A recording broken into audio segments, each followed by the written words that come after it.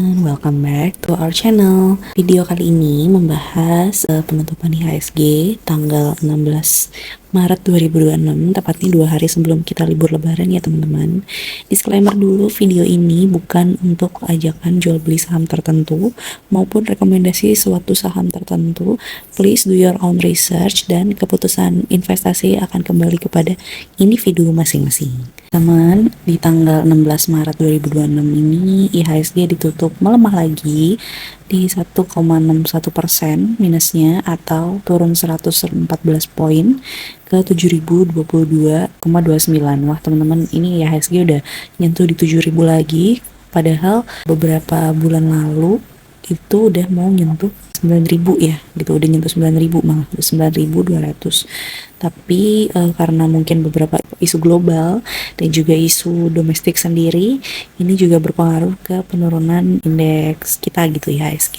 Sama seperti kalau isu global ini tentang mungkin perang Iran versus US Israel yang kemarin berdampak banyak juga ya, lumayan. Nggak cuma di IHSG tapi di indeks-indeks global lainnya. Isu yang pertama kali mungkin mengguncang kita adalah di akhir Januari kemarin, yaitu tentang MSCI.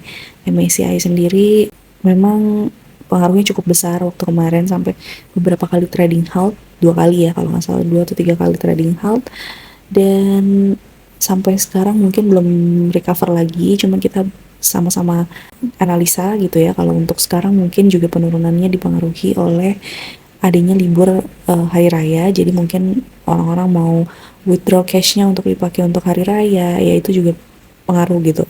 Nah nanti pas kita kembali lagi dari libur di tanggal 25, itu kita bisa lihat juga gitu apakah kalau tahun kemarin pasca libur karena tarif dagang dari US, dari Presiden Trump, terjadi pengumumannya pas libur, itu hari H saat buka hari bursa gitu langsung trading halt. Itu memang agak ini juga ya, shock terapi juga gitu. Nah kalau nanti kita lihat deh, semoga selama libur ini kita mungkin isu-isu secara geopolitik maupun domestik itu nggak menjadi suatu bumerang atau sentimen negatif ya buat IHSG. Nah selain kemarin ini tanggal 16 ini IHSG udah menyentuh lagi di angka 7.022. Untuk kita lihat aktivitas foreignnya, sebenarnya kalau foreign domestic activity-nya ya, ini untuk domestik itu foreign domestic activity tanggal 16 2026 itu lebih ke buy gitu, net buy gitu. Memang sih sebenarnya nggak terlalu besar dari net buy-nya. Kita juga bisa lihat di broker aktivitas yang paling banyak itu di broker asing yang memang net buy, dan juga broker BUMN ya, domestik sama di net buy juga. Lalu XL nih retail domestik itu net buy walaupun sebenarnya tipis banget. ZP, YU, BK, YP itu asing. Kalau ZP dan YU memang lumayan besar ya net sell-nya. Kalau digabung sebenarnya lebih banyak net sell-nya gitu, ini dari 2 broker ini. Lalu BK itu net buy, YP net sell walaupun nggak terlalu banyak, jadi ya masih cenderung turun. Lalu kita lihat juga ada dari sektor-sektor, ada teknologi yang rata-rata minus 2,34% pergerakannya. Untuk energi juga minus 2,24%. Basic industry nih, emas gitu, di minus 1,82%. Teman-teman bisa lihat Antam udah nyentuh lagi di 3.640. Kemarin minus 4,46%. Lalu BRMS nih paling parah juga minus 14%. Padahal BRMS ini kemarin nggak kemarin, maksudnya berapa bulan, sebulan lalu lah, belum nyampe sebulan sih, mungkin sekitar 2 atau 3 minggu lalu itu udah nyampe 1.100, tapi sekarang di 675. Lalu ada emas nih luar biasa ya, tapi di antara teman-teman emiten emasnya yang lain, emas ini malah plus 17%. Arci juga plus 5%, tapi masih di angka 1.690. Untuk emiten nikel, Inco minus 5%, Timah juga minus 4%. INKP masih minus juga walaupun tipis, minus 0,55%, tapi sudah masuk di bawah 9.000. Sekarang udah nyentuh juga 8.975, tapi kemarin-kemarin juga sempat 8.800 tuh. Kalau Tekim udah 8.500. minusnya 1%, dan ya yang lainnya juga masih. Kalau untuk energi ya, energi kita lihat untuk batu bara yang bersinar cuman PTBA, ITMG itu pun tipis. Saham oil itu Medco oke juga, plus 2,94%. KADI turunnya tipis. Nah itu aja sih kalau dari emiten energi ya. Lalu ada infrastruktur masih minus 0,63%, health plus 0,13%, transportasi minus 1,57%, industrial plus 0,21%, finance ini BCA aja di 6.750, udah 6.000 teman-teman, jadi sebenarnya layak banget sih untuk dikoleksi ya. Lalu BRI di 3.480, BMRI udah di 4.700, udah di bawah 5.000 nya, jauh banget. Nah ini BNI 4.320, malah positif ya, 1,89%. Kemarin habis bagi dividen, iya kan. Nah dividen BNI di 17 Maret, berarti hari ini kumdetnya, besok, berarti besok kumdetnya. Nah untuk BCA baru mengumumkan juga aksi korporasinya ya beberapa hari lalu akan membagikan dividen di kumdetnya 27 Maret. Makanya mungkin masih ada sentimen buy atau beli itu karena adanya aksi korporasi ya. Lalu consumer non cyclical di 0,16%, properti di 2,28%, dan cyclical di 0,03%. Nah teman-teman, mohon maaf mungkin untuk keterlambatan dari Data Saham Helm Channel karena adanya gangguan teknis dari recording ya. Nah ini ada beberapa berita dari akumulasi oleh Stockbit. IHSG tertekan kekhawatiran fiskal seiring tingginya harga minyak. Jadi untuk intraday kemarin itu sebenarnya IHSG udah sempat menyentuh di 6.900, udah minus 3,1%. Memang sebelumnya walaupun pada akhir perdagangan itu ditutup di 7.022 ya, di minus 1,6%. Untuk emiten-emiten yang menekan pergerakan IHSG gitu, ada emiten BRMS yang memang minus 17%, DSSA minus 19%, dan Aman minus 13%. Memang harga minyak di atas $100 USD per barrel ini karena perang di Iran itu memang sangat menyulitkan kita semua ya, terutama melemahkan juga IHSG di tengah kekhawatiran atas resiko defisit APBN. Nah, likuiditas juga cenderung menurun menjelang Lebaran dan tercermin dari rata-rata nilai hariannya hanya mencapai 15,2 triliun. Kalau dibandingkan dengan year to date itu biasanya 25,5 triliun gitu. Jadi dalam sepekan terakhir IHSG sebenarnya udah turun sebanyak 5,9%, udah minus 5,9% nih, bahkan kita udah nyentuh di bawah 7.000 di 6.900 ya. Nah, memang Presiden Prabowo menyatakan bahwa dirinya akan tetap berkomitmen pada disiplin fiskal dan yakin pemerintah dapat menghindari kenaikan harga BBM. Tapi akan sangat sulit jika harga minyak melebihi $120 per barel. Presiden Prabowo juga menyebut dirinya tidak akan memangkas anggaran program makan bergizi gratis. Namun pemerintah akan fokus untuk solusi lain supaya mengurangi konsumsi BBM gitu. Selain itu, sejalan dengan meningkatnya kekhawatiran pasar terhadap fiskal Indonesia, nilai tukar rupiah terhadap dolar US tertekan 0,23% ke level 16.990 pada hari ini. Lalu ada emiten MBMA yang berencana buyback saham hingga 1,7 triliun pada periode 17 Maret sampai 16 Juni 2026. Lalu ini juga berita sumber dari CNN, Iran mempertimbangkan izin perdagangan minyak via Selat Hormuz tapi nggak mau pakai USD, maunya pakai mata uang yuan gitu. Jadi CNN melaporkan bahwa Iran sedang mempertimbangkan untuk mengizinkan sejumlah kecil kapal tanker minyak melalui Selat Hormuz dengan syarat kargo minyak tersebut diperdagangkan dengan mata uang yuan China. Nah gimana nih, apakah realisasinya terjadi? Jadi kita belum tahu, masih dipertimbangkan. Ya itu juga bakal dampak juga sih untuk nanti harga minyak dan segala macam. Untuk BBTN, usul dividen payout ratio 2025 naik ke 30% dan indikasi dividen yieldnya bisa sampai 6%.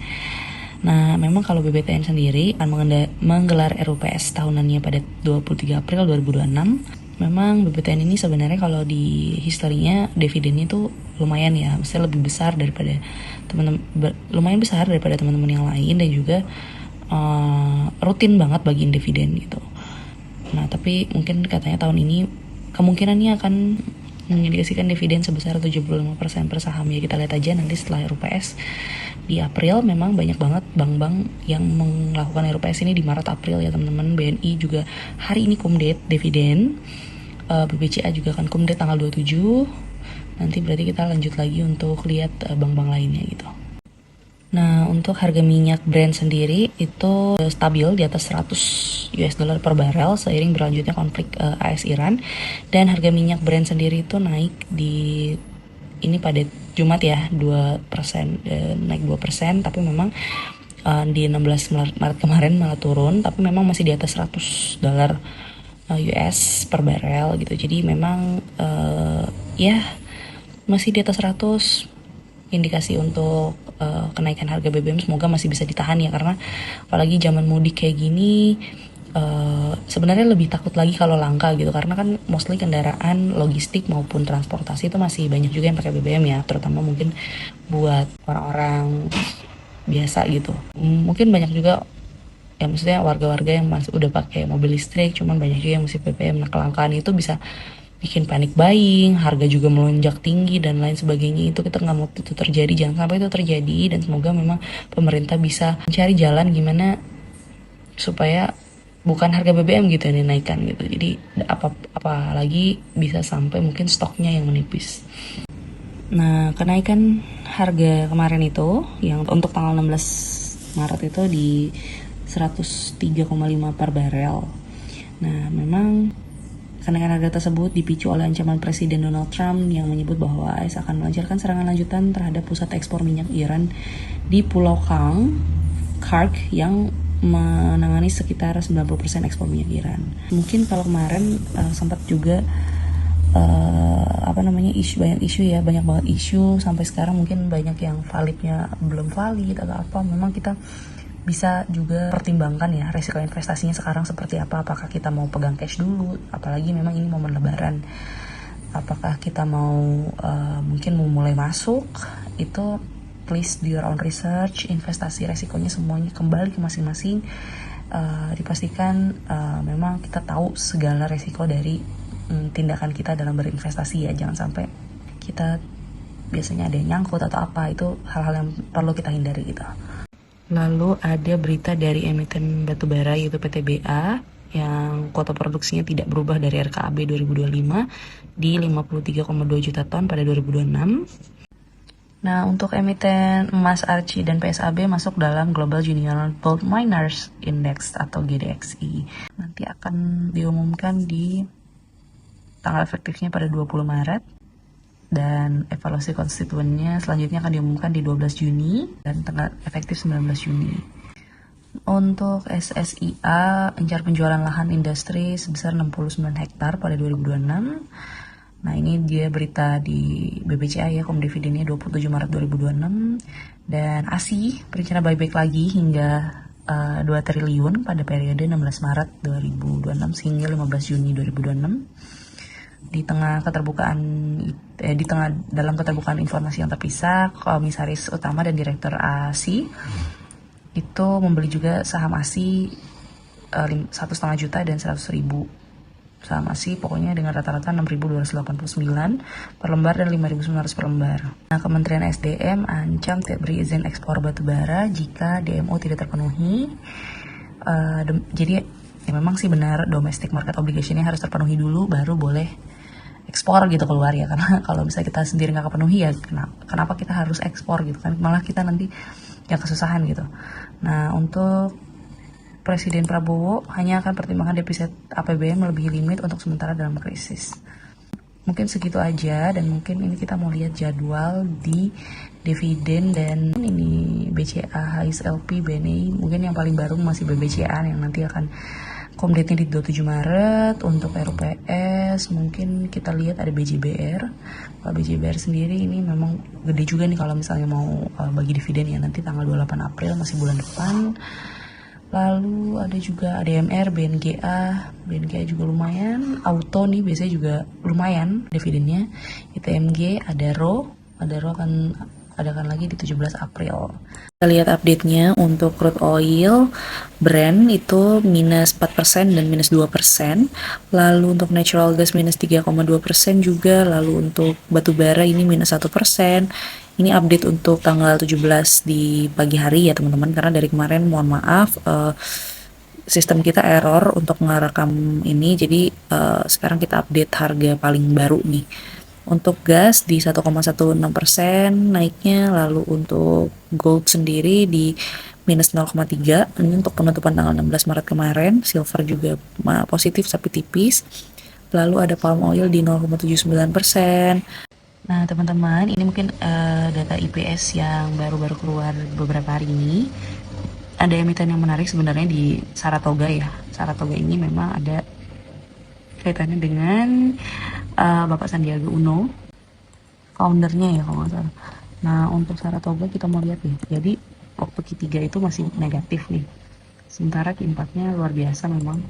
Ya boleh dilihat untuk pergerakan harga sahamnya. Jadi baru kemarin memang tanggal 16 ini keluar laporan keuangan dan naik 3,22%.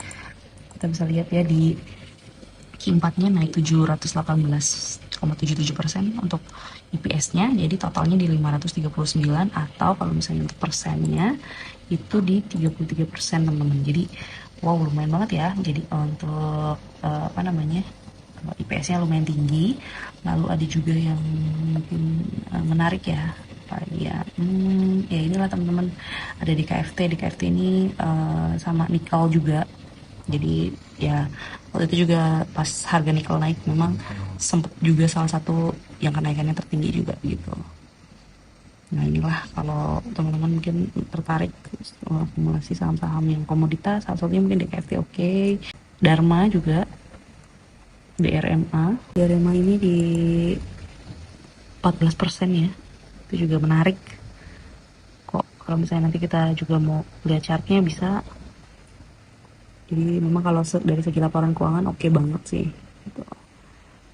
Nah, mungkin sama SMSM itu otomotif juga ya, mungkin ya sama lah sama dengan ASI gitu-gitu, mungkin nggak segrup tapi memang bergerak di bidang otomotif di 11,19%. Sekian untuk berita data saham hari ini tanggal 16 Maret 2026 plus update di 17 Maret paginya untuk harga komoditas. Nah teman-teman, mungkin besok adalah tanggal 17 ini hari terakhir sebelum libur lebaran ya, jadi kita berdoa semoga IHSG setidaknya kembali pulih lah, maksudnya ya kita berdoa untuk reversalnya. Tapi semuanya please do your own research. Video ini bukan untuk ajakan jual ataupun beli saham atau rekomendasi saham salah satu saham tertentu, dan semua keputusan investasi akan dikembalikan ke individu masing-masing. Terima kasih udah nonton, dan please like, subscribe, and comment, dan share video ini. Juga nyalakan notifikasi kamu kalau misalnya kamu udah subscribe supaya kamu tahu update video dari kita. Thank you ya, bye bye.